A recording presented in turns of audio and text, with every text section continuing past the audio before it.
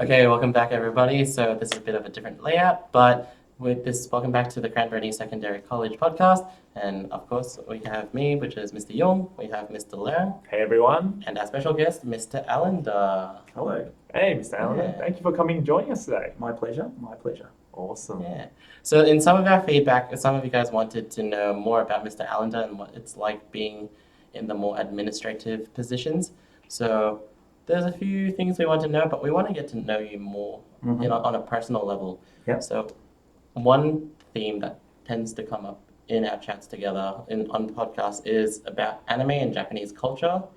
But what people don't really know too much about is that you've actually immersed yourself in a lot of Japanese culture. Yes. Can you explain on that a little bit? So I lived in Japan for 5 years in my 20s.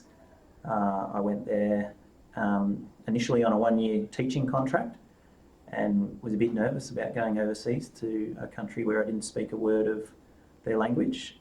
And so I thought 1 year is a long time and that I would probably be able to manage 1 year. And I ended up staying for 5 years. So obviously 1 year wasn't enough, and the time I spent there in that first year was so good that I extended my contract a couple of times, and then I was fortunate enough to be selected for a specialist teaching position after 3 years for my 4th and 5th year. And so after 5 years, I got a little bit over the teaching side of things because it was very repetitive. I was teaching the same content to the same students all day, every day. So I decided to move to England after 5 years and try teaching there. Oh, nice. Which part of Japan did you actually stay in during your time there? Did you move around or? No, I was contracted to the city of Sendai, which is north of Tokyo. It's about 300 kilometres, about 2.5 hours on a bullet train, or an hour by plane. And it's not very far from Fukushima, where the nuclear disaster was a couple of years ago. It's about an hour by car from there. And the tsunami actually totaled all of the ocean side of Sendai City. Oh wow. So a lot of the people that I knew there, and people I know that they knew people whose houses were washed away and places of work were washed away and things like that. It's a beautiful place, Sendai. It's very similar to Melbourne in that it's got wide open streets, lots of trees. It's a city of trees, they call it. Surrounded by mountains. You can take a 40-minute train ride and walk out the train door and go snowboarding. Oh, nice. And you can take a 15-minute train ride in the other direction to the beach. Probably not at the same time of year. Do one in winter and one in summer. Yeah. So that's quite nice. And within about half an hour, it's got one of the 7 wonders of Japan, the tourist destination called Matsushima Bay, which is similar to, if you've seen The Beach, you know, all those islands in the movie The Beach. Yeah. It's very similar to that. So it's a really, really beautiful place. Oh, nice. Nice. Did you have like this full-on tourist moment when you first got there? It's interesting. I travelled all over Japan, and Japanese people that I became friends with did say that I've been to more places in Japan than they've been to in Japan. And I don't think that's uncommon though, because when you're overseas you want to go and experience things, and there's probably, living in Australia, there's probably places that someone who has moved overseas to live here, they've probably visited more places in Australia than I have. Yeah, agree. Yeah, so I did travel a lot, and in the city I lived in, there was about 70 teachers doing a similar job to me from about 25 different countries. So every opportunity that we got, we would get together and hire a car or organise trips, take a ferry somewhere, because in a country where you don't speak the language, having a group of people to travel with is much easier than trying to work everything out on your own. Yeah, definitely. Yeah. Would it be safe in guessing, because this is the first time I heard about the 7 wonders of Japan, would it be safe in assuming that a number of them would be in Kyoto, or is Oh, there I any can't. in Kyoto? I Do can you think remember? of a couple off the top of my head. Mm. There's the one Matsushima Bay. There's another one where there's a rope bridge between two rocks Oh wow. somewhere. I can't think of the other ones. It might not even be 7. Mm. I think it's 7 Wonders of Japan. Okay. Yeah, it might be something for you guys to Google. Oh, Google the definitely. Yeah. one. There might even be natural wonders of Japan and man-made wonders of Japan. Mhm. But yeah, I've been to a couple of those. Sure, yeah. Yeah. Imagine a few of them being the man-made ones. Yeah. Mm. Mhm. Cool. Back onto like the tourist side, I know that you also went on to a holiday in Japan, Mr. Blair. Yeah. What was that like? Oh, growing up, I've always dabbled with, I guess, anime culture as well. But that wasn't one of the main reasons why I wanted to go, I guess. I've always found the scenery very beautiful, especially you got the natural scenery and you have a Torii gate, and I think that type of view for a camera just looks so beautiful. So, Tokyo, I spent a week there. The next time I probably won't go to Tokyo again because that was more for the pop culture side of things. Yeah. Osaka and Kyoto, I spent more time there. Even spent a little bit of time in Nara with the deer, the bowing deer. That was very fun. But definitely Kyoto, I would definitely go back again and again. That was really beautiful. And I think Japan, like you said before, Mr. Allender, is that different seasons, it's just like the scenery looks completely different. And just like every time you go, it's just so beautiful. Yeah. Did you notice anything about the sky? When Japanese people visit Australia, Yeah. they say the sky is so big. Yeah.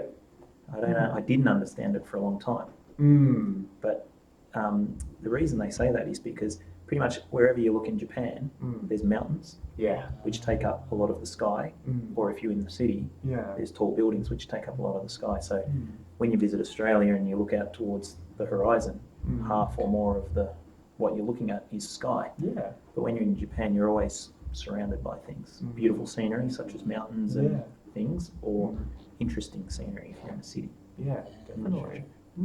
You've always wanted to go, haven't you, Mr. Young? Yep. But like, a lot of people go because they want to see the scenery and all that. However, I want to go because I want to see pet all the Shibas in like the dog cafes, Oh, so like cute. corgis, and the food. Oh, I always travel for food. Mm. Like I want to make my own okonomiyaki, like the vegetable pancakes. Yes. Yeah. That's my goal if I ever go. Would you say, would your impression of Japanese food be that it's expensive? Apparently, it's actually not that expensive. Correct. I was surprised too. I thought it'd be a very expensive place to live, but it's very cheap. You can go to a particular restaurant I went to quite a lot and get a set menu, large menu for about $8, and it was more than enough for an entire day's food. Oh, wow. Yeah, but at the same time, you could go and buy a $150 watermelon Of course. Yeah. that's shaped like a Square. cube Yeah. if you wanted to. They had $150 watermelons, and then recently I saw they also had like $50 grapes. Yeah. Like the big, but that's the thing about Japan though, like their fruit is expensive because I believe that especially be, during New Year's time, it's a gift that you normally give to people and they package it very nicely. And because of that, that's very expensive, isn't it? Yeah, there's Yeah. a very big gift-giving culture in Japan. Definitely. Yep. So yeah, and I think in terms of food, like you were talking about okonomiyaki, even at a restaurant near me, they've recently done some pretty genuine ones because they've got the option of Hiroshima style versus you can also get I think it was Osaka style. I think it was like two different ones. They're very expensive though. Did you go to Hiroshima when you were in Japan? I did not get to go, but I definitely want to go to Hiroshima as my next place to go to, and Hokkaido. Yeah, I went a couple of times, and there was a tall building, like a skyscraper, full of restaurants, and dedicated to okonomiyaki. So so there's about 4 or 5 floors of restaurants, all different types of okonomiyaki restaurants. So it was just a building for okonomiyaki. Yeah, You might want to go there. yeah, definitely. When I can, Hiroshima, yeah, definitely going to when we can invest into traveling again properly. Yes. Can't wait. Probably gonna go. Yeah, I remember. In terms of my lifetime, I think back of the most amazing food I've ever had. Right, and up there was I remember Kobe beef. I had Kobe beef. That was the first time I ever had beef where it melted in my mouth like butter. Mhm. It was expensive for like a little piece, but oh boy, was it worth it. And went to the main fish market as well and got sashimi there, which we'll actually go into. I'll talk a bit about later in terms of Watchlist and in terms of this documentary that I want to recommend about sushi that I'll recommend later, but we'll leave that for the end. But at the fish market, I remember leaving Japan saying I never want to touch sashimi ever again because I want to leave that sashimi taste in my mouth of Japanese sashimi. It's just so different. Actually, that was me, but like Korean strawberries. Oh. Yeah, you can't. Australian strawberries cannot Don't compare. taste like anything. Yeah, but like Yeah. Korean strawberries up there, like it's like that level. Yeah. Yeah. I mean, Japanese food could be a whole category of its own, but I reckon another interesting thing I do want to ask you about, Mr. Allender, is, you talked a little bit about it before, Japanese schooling.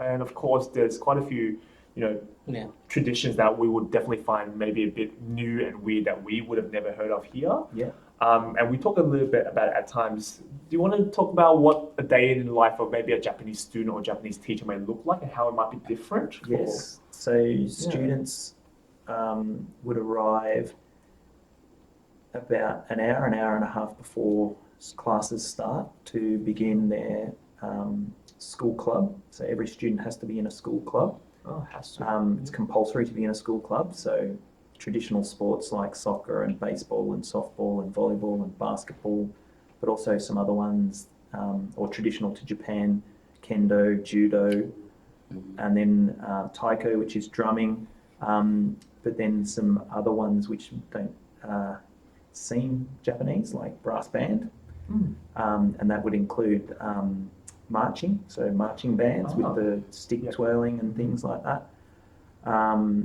And so every student has to be in a club, and depending on the time of year and how many different sports there are, they might share a facility. So they might share the soccer pitch. So for the first 6 months, baseball has it, and they arrive at 5 o'clock in the morning, 6 o'clock in the morning, play baseball.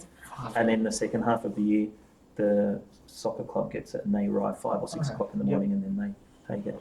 And clubs aren't just Monday to Friday, they're Monday to Saturday. And normally Saturdays are a couple of hours, and all the teachers are involved as well. All the teachers have to be involved in a club. So there might be 2 or 3 teachers, depending on how many clubs and how many teachers at the school.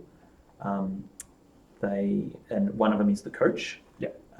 But generally the kids tend to coach themselves most of the time. They have it's called a senpai-kohai relationship. So you've got the junior burger and the senior kid, and the senior kids basically tell the little kids what to do. Interesting. Yes. Okay. Very different to here. Yeah. Where our sports are done, like community clubs, like you might go and play for Cranbourne North, whatever club. In Japan, you play for the Shoyo Junior High School basketball club, and you don't actually have a outside of school club, sports club. Okay.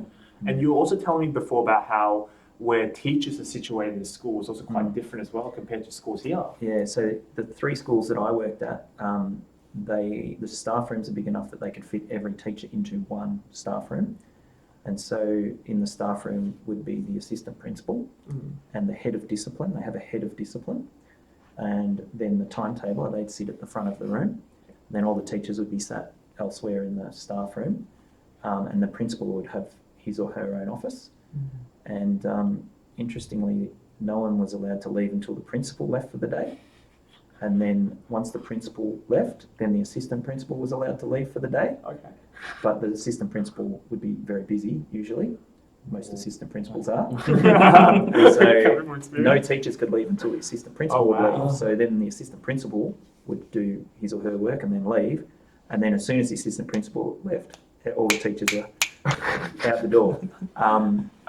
So that was very interesting. And it's also interesting where you sit in relationship to the door of the office determines your seniority in the school. So the closer you are to the door, the lower you are on the pecking order. Further away from the door, the more senior and important you are. And I think it's to do with if you're closer to the door, you're more likely to be interrupted or to be the doors open and you get asked the question. And, Sumimasen. Every morning, the head of discipline would have 2 different students come in from a different home group for a uniform check every single morning. Oh, wow. He'd come in and he'd check the uniform, go, right, off you go and make sure everyone else in your home group looks the same. Yeah. And then the class captains would also come in every morning and go to their home group teacher and find out what was on the schedule for the day, the timetable, and any instructions that the class had for the day, and they go in and write all the instructions on the blackboard. Yeah, not whiteboard. Yeah, the blackboard before they started class for the day. So when all the students came in, they could see exactly what was on for the day. Wow. And a bit more like primary school for high school. Your class is in that room all day. And the only time you move out of the class was for cooking, which was rare, like very unusual to have a cooking class, where I worked anyway. No computers in the school. They didn't have computers in the school, no laptops or anything like that. You think Japan, technologically advanced school, they would have, VR goggles and all that sort of stuff. But they had 2 of the 3 schools I worked in didn't even have a computer lab. Students didn't have laptops. One of the schools had a computer lab, but I only ever took a class there once or twice, and it was very rarely used. Wow. Which was quite surprising. Every afternoon we have Enviro duty here, so the last 15 minutes of the day for 2 classes. Every day for about half an hour, every single student in the school cleans the school.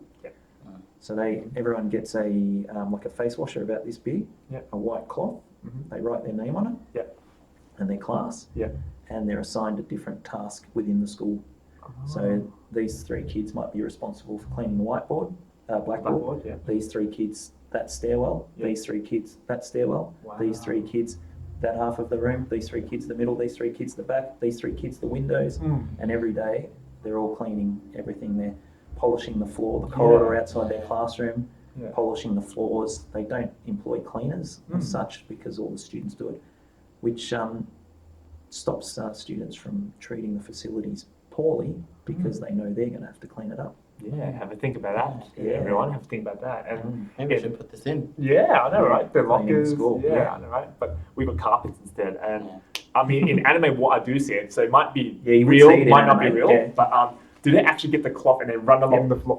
So they put the cloth down on the floor and like they're pushing a little toy car. That's how they polish the floors. Oh wow, that's really cool. They have races and things like that down the corridor. Races. Also, now that I think about it, and every anime that I've watched that has been in a school setting, I haven't actually seen a computer in it. Unusual. Yeah. Unusual to have. When I was there, that was nearly 20 years ago now. They didn't really have them. I was quite surprised.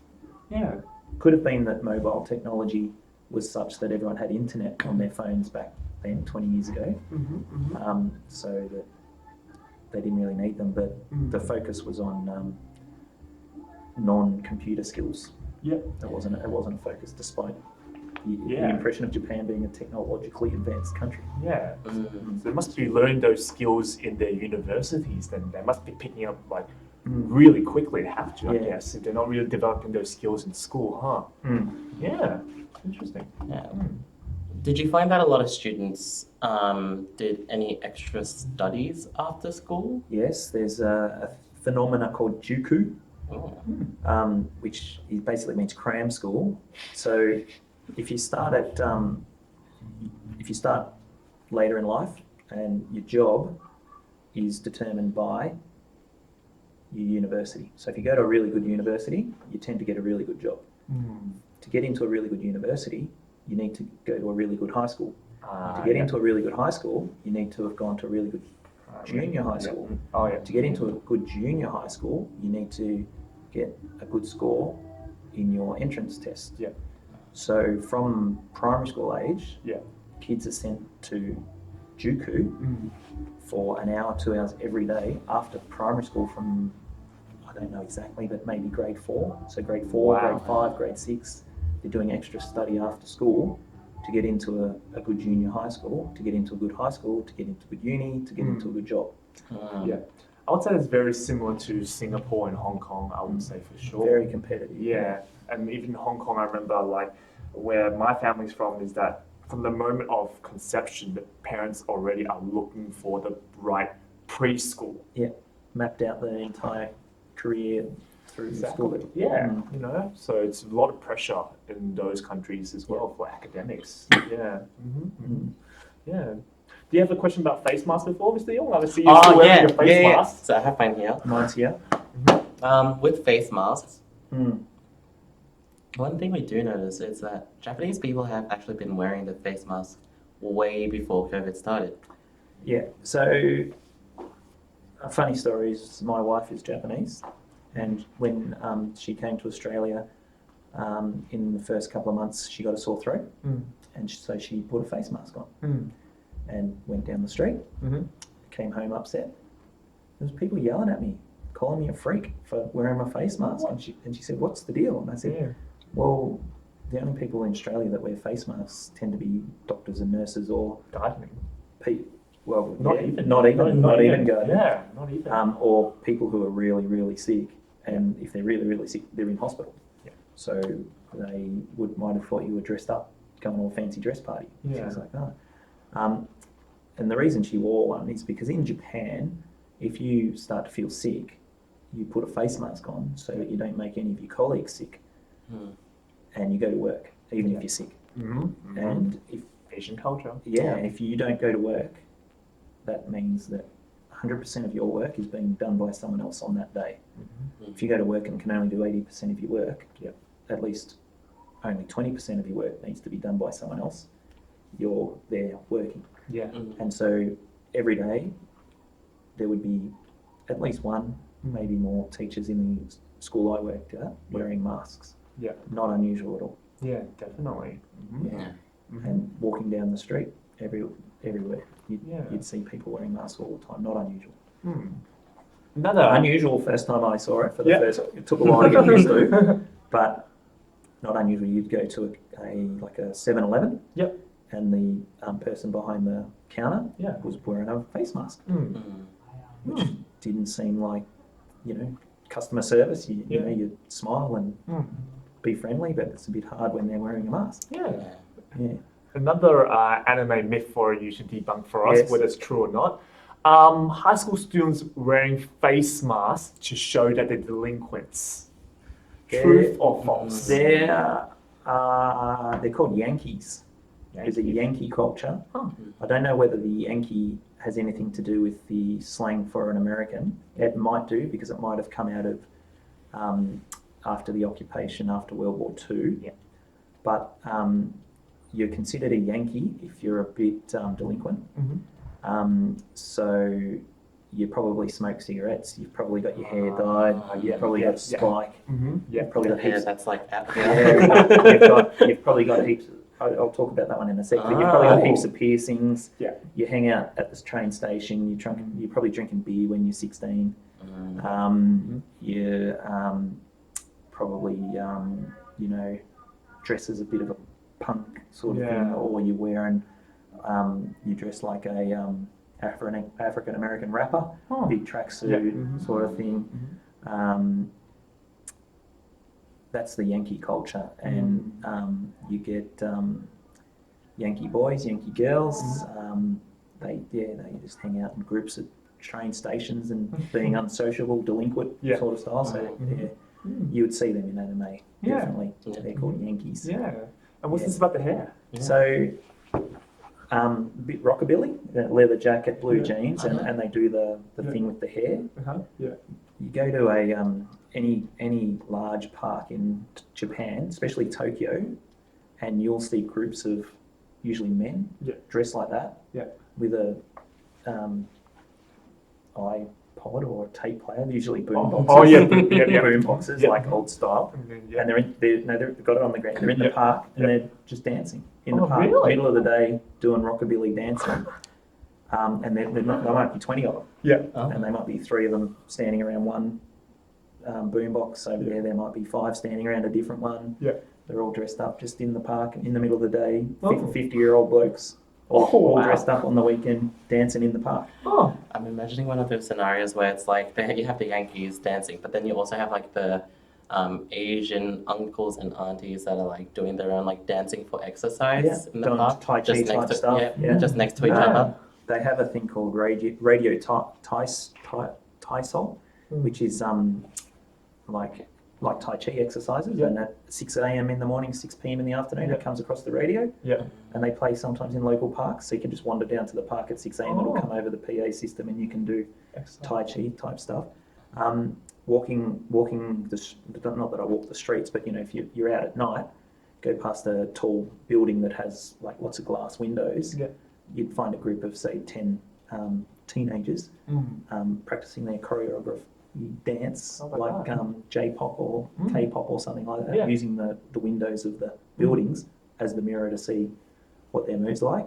We do have that in the CBD actually as well, Yeah. but at QV upstairs. Yeah. You might have seen it. Yeah, the choreographing groups, they just use the glass. Yeah. And the reason they do it is because the houses are so small, Yes. and most families live 3 generations, so grandparents, parents, and children all together. Yeah. So to find a space in the house where you can play music Yeah. and you can dance is really difficult. So they do it in public, Mm.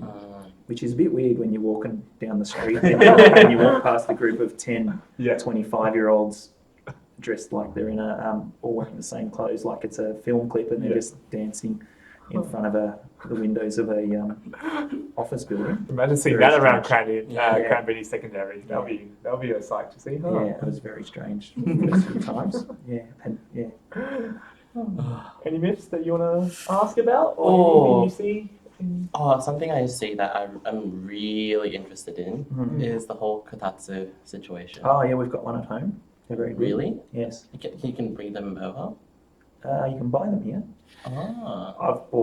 I had one bought over. We've got a converter that converts Australian power, whatever it is, Oh, to Japanese wow. power. But you can definitely buy them here. So, for those of you who don't know Kotatsu, Would you like me it's to like a- explain traditionally? What Yes, it is? Oh, yes, please. Yes, So please. traditionally, you would dig a hole in the ground, and you would Yeah. put something hot in there, like a steel bowl full of coals, and you'd put your coffee table over the hole in the ground, and then you'd throw a doona over the coffee table, and then you'd sit under and put your feet in there, and you'd sit there. It'd be nice and warm. And now, instead of the hole in the ground, it's basically a coffee table with a heated element underneath, and you put a doona over the top, basically, and you just sit on there, and it's like being in bed with an electric blanket, Yeah. but in your living room in Yeah. front of the TV, and Mhm. your whole family And you sticks get their to- legs under there, and You get to eat. yeah. Yeah, because depending where you live in Japan, it might snow. It might snow. The inside of my apartment was at its coldest, I think, -3 degrees in the middle of winter, and outside was minus 15 or something. Oh wow. But interestingly, there's no central heating, no underfloor heating. Yeah. Kerosene heaters. Oh wow. So you'd have to fill up with kerosene. You go to the petrol station, get kerosene, fill it Yeah. up with kerosene, and turn it on. But you couldn't sleep overnight with the kerosene Of heater course on not, yeah, because dangerous. if something goes wrong Yeah. and starts to fumes start coming out of it while you're asleep, Yeah. not real good for you. So you have to turn it off before you go to sleep, and then when you wake up in the morning, it's quite cold. Yeah, I think the only Japanese product I've seen, like household item that I've seen that's becoming more popular in Australian houses, is the Japanese toilets. As the Japanese toilet seat, the automatic, the spray, The bidet. the bidet. Yeah, We've got two. you got two. Oh. How about that? Heated as well, of course. Heated spray. You can get them Music. with dryers as well. Yeah. You can get them that play music Yeah. to mask the sound of Mm-hmm. your Yep. business when you're in public. Exactly. Oh. Public toilets have them in Japan, which is Yes. Yes. Yeah, I remember I that. think that's a bit weird. But then it's like, would you rather? Maybe it's not weird. Too appropriate. much information. Yeah. Maybe that's limited people's imaginations. Yeah. Oh man. TMI. Oh wow! Look at that with the Hey. slangs. The Allender with the modern day Yeah. slang. Yes. How about that? Indeed. Oh, but yeah, I think with Mr. Allender, if you do have any more questions about Japan, viewers, that if you ever see him around, feel free just to put out, hey, Mr. Allender, is this true? Is this not true? Because we know a lot of you gamers and anime watchers, and you guys just keep asking about Japanese stuff, and I know you'll be keen about Japanese stuff, so why not get it from the man himself, you know? Yeah, I don't know everything, but Well, what I no, don't know, nice. I'll make up for you. So it sounds interesting. Oh, yeah. That'd be good. Awesome. Yeah. I think with the time that we have, we'll go now on to some recommendations. Of course, if popular demand, that we do have a whole bunch of questions. We might get Mr. Allender back in the future again. Who knows if he's free again? But If we run more episodes. yeah, we'll see. We'll see. Mhm. In terms of recommendations, Mr. Allender, Yes. we have a section at the end of the show called the Watchlist. So, Mhm. do you have any, you know, either movies or TV shows, or even if it's not those mediums, do you have, I don't know, book, podcasts, recommendations, or anything that you want Yeah. to share with people? Anything? Howl's Moving Castle. Who's the director? Hayao Miyazaki. Miyazaki. Anything by Miyazaki is very good. The Spirited Away, Year Sevens. You remember the Spirited Yeah. Away that you learn in English? Same director. All of those ones, they're all always very good. In terms of podcasts, there's a few podcasts that I listen to that I'll just rattle off right now. 99% Invisible is quite good. Conversations, it's an ABC radio program called Conversations, that's quite good. There's one called Radio Lab, it's very good. Stuff You Should Know, Yeah, that's popular. those two guys can be a bit annoying, but once you get used to them, they're okay. Sounds like us, Mr. York. All of these come with language warnings and things like that, so make sure you get prior permission from your parents before you listen to 100%. any of these, please. The Moth is quite good. Have you heard of The Moth? Is that the mystery one you're telling me? No, it's a public speaking organisation, and so people challenge themselves to public speaking, a bit like, is it Toastmasters? I don't know. Don't know. I'm The not- Moth, listen to it, it's good. It's some amazing stories. The Skeptic's Guide to the Universe is quite good, and that's a science one. And the Cranberry Secondary Podcast. That's next on my list. Oh, yeah, The definitely. Cranberry Secondary College Vodcast. Oh. And the Infinite Monkey Cage. Tech stuff. I mean, tech stuff's a good one. Okay. Talk about technology stuff. Yeah, they're the podcasts that I listen to regularly. Cool. Nice. Cool. So for me, if you have prior parent permission and you need a quick laugh, I would definitely recommend Brooklyn Nine-Nine. Oh, yeah. So Brooklyn Nine-Nine, you could basically watch from any episode, I reckon. Is And that to do with police? yeah, the place. So it's like On Netflix, you don't need. There's no explicit language on the Netflix version, not to the, I think the last season, because that's when they changed companies. So only when they got sold, the company, when the show got sold to the new company, I think it was NBC, which they allow swearing. They stepped it up. Only then did the swearing come in. But before that, if you watch the first few seasons on Netflix, there's no That's swearing. awesome. There's Yeah. no swearing whatsoever. But as always, yeah. parent Yeah. permission. Of course, double check. Yeah. So yeah, quick, good laugh. And you can basically pick it up at any episode, I reckon. Oh, the inside jokes are so good. Yeah, they're so good. So like, definitely worth watching in chronological order. But if you want to just jump to a certain episode, that's also doable as well. So, yeah, it's my show. How about you, Mr. Lam? Yeah, so for me, I was hinting a bit about it before, but I was talking about what's the name of the big famous fish market again?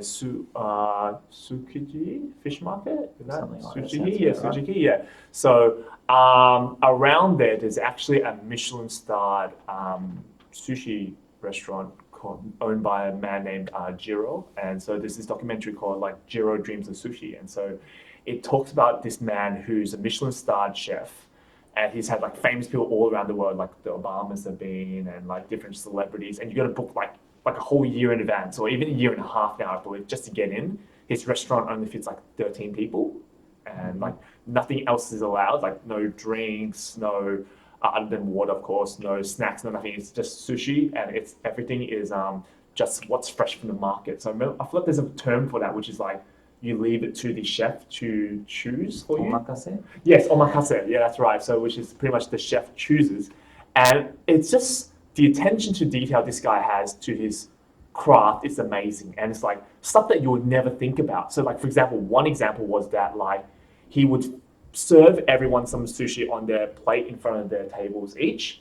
And after he served the first sushi, what happens then is that when the next sushi comes out, and even people themselves don't notice it, but he slightly alters the position of the sushi based on whether or not the people were left or right-handed, for example. So it's just like so minute, the level of service and care to that level of expertise and just perfectionism, that Japanese culture of perfectionism is just amazing. And so they just talk about him making sushi, and it's just amazing. Yeah. Mm-hmm. Nice. Cool. I want to eat sushi now. Oh, so Same. do I. So do I. Maybe I should get some for dinner.